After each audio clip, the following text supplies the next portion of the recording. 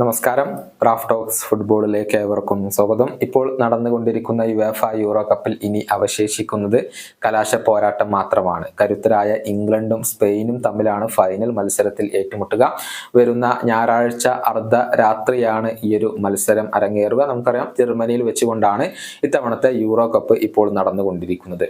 ആരായിരിക്കും ഇത്തവണത്തെ golden boot നേടുക? ക്രിസ്ത്യാനോ റൊണാൾഡോയാണ് കഴിഞ്ഞ തവണ നേടിയിട്ടുള്ളത്. 5 ഗോളുകൾ നേടിക്കൊണ്ടായിരുന്നു റൊണാൾഡോ ഗോൾഡൻ ബൂട്ട് സ്വന്തമാക്കിയിരുന്നത്. പക്ഷേ ഇത്തവണത്തെ യൂറോ കപ്പിൽ ഒരു ഗോൾ പോലും നേടാനാവാതെ റൊണാൾഡോക്ക് മടങ്ങേണ്ടി വന്നു. ആരായിരിക്കും ഗോൾഡൻ ബൂട്ടിന്റെ കാര്യത്തിൽ ക്രിസ്ത്യാനോ റൊണാൾഡോയുടെ പിൻഗാമി? അത് നമുക്കൊന്ന് പരിശോധിക്കേണ്ടതുണ്ട്.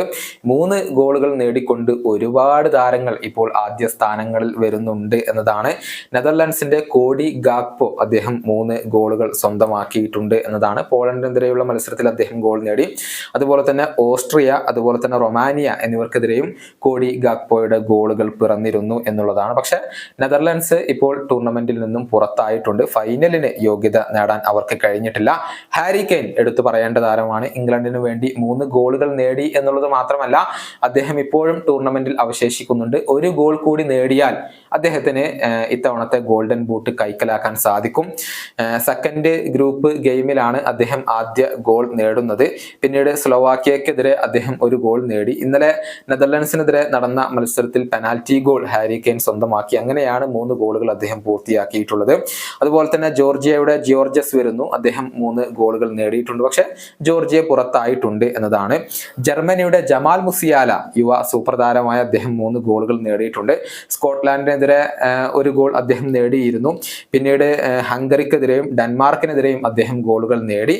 പക്ഷെ അദ്ദേഹത്തിന്റെ ടീമായ ജർമ്മനി ഇപ്പോൾ ടൂർണമെന്റിൽ നിന്നും പുറത്തായിട്ടുണ്ട്.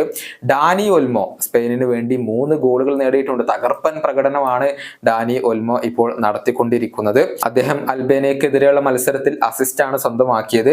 പിന്നീട് ജോർജിയക്കെതിരെയുള്ള മത്സരത്തിൽ ഗോൾ നേടി. പിന്നീട് ജർമ്മനിക്കെതിരെയുള്ള മത്സരത്തിൽ ഒരു ഗോളും ഒരു അസിസ്റ്റും അദ്ദേഹം സ്വന്തമാക്കിയിരുന്നു. ഫ്രാൻസിനെതിരെയുള്ള സെമി ഫൈനൽ പോരാട്ടത്തിൽ ഒരു ഗോൾ അദ്ദേഹം നേടി.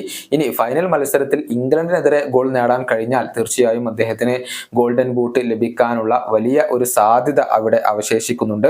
അതുപോലെ തന്നെ സ്ലോവാക്യയുടെ ഇവാൻ ഷ്രാൻസ്, അദ്ദേഹം 3 ഗോളുകൾ നേടിക്കൊണ്ട് ഈ ഒരു പോരാട്ടത്തിൽ മുന്നിലുണ്ട്. പക്ഷെ അദ്ദേഹത്തിന്റെ ടീം ഇപ്പോൾ പുറത്തായിട്ടുണ്ട്.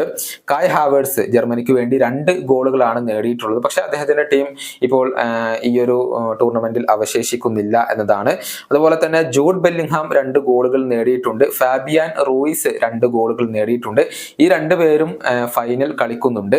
ഈ 2 പേർക്കും ഫൈനലിൽ 1 അതിലധികമോ ഗോളുകൾ നേടാൻ കഴിഞ്ഞാൽ ഈ ഒരു പോരാട്ടത്തിൽ മുൻപന്തിയിലായി വരാൻ സാധിക്കും എന്നുള്ളതാണ്. ഇവർക്ക് സാധ്യതകൾ ഇപ്പോൾ അവശേഷിച്ചിട്ടില്ല. 2 ഗോളുകൾ നേടുകയാണെങ്കിൽ തീർച്ചയായും 4 ഗോളുകളുമായി മുന്നോട്ട് വരാൻ ജൂഡ് ബെല്ലിംഗ്ഹാമിനും അതുപോലെ തന്നെ ഫാബിയാൻ റൂയിസിനും സാധിക്കും. ഇങ്ങനെ സ്പെയിനും ഇംഗ്ലണ്ടും തമ്മിൽ നടക്കുന്ന ആ ഒരു കലാശ പോരാട്ടത്തിന് ഈ ഒരു ഗോൾഡൻ ബൂട്ടിന്റെ റേസിൽ വലിയൊരു പങ്ക് വഹിക്കാനുണ്ട് എന്ന കാര്യത്തിൽ സംശയങ്ങൾ ഒന്നുമില്ല.